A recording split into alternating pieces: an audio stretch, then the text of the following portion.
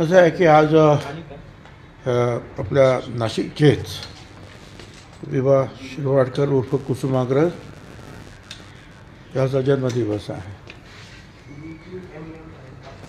त्यांना आम्ही मनपूर्वक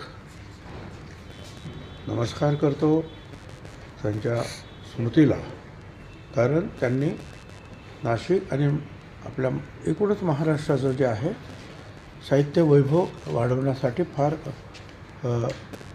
मोठी कामगिरी केलेली आहे. ज्ञानपीठ फार मोजक्या लोकांना मिळतं, ते ज्ञानपीठसुद्धा जे आहे कुसुमाग्रजांना मिळालेलं आहे. आणि अतिशय उत्तम प्रकारची नाटकं त्यांनी लिहिली, त्याचबरोबर उत्तम प्रकारच्या ज्या आहेत हे जे आहेत कवितासुद्धा ज्या आहेत त्यांच्या आहेत.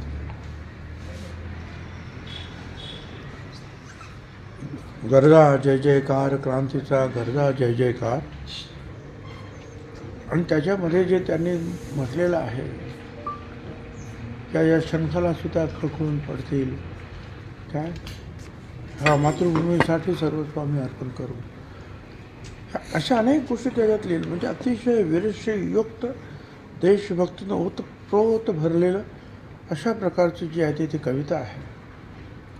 ती माझी आवडती कविता आहे. आणि ह्या त्यांच्या ह्या जन्मदिवसाच्या निमित्तानं सरकारनं सुद्धा ठरवलं की हा मराठी भाषा दिन म्हणून पाळायचा, आणि त्याप्रमाणे सगळीकडे जे कार्यक्रम होतात आनंदाची गोष्ट आहे.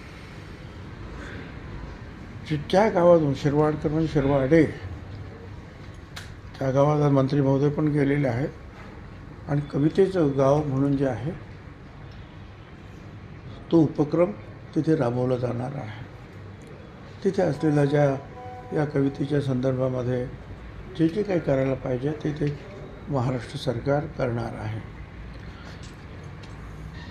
ही जी सगळी मंडळी जी आहेत यांची पुन्हा पुन्हा आठवणी यावी. त्यांचं साहित्य जे आहे हे लोकांच्या समोर सातत्यानं राहावं, त्यापासून लोकांना इतरांनासुद्धा स्फूर्ती मिळावी, हा सर्व त्याच्या पाठीमागचा निश्चितपणे उद्देश आहे.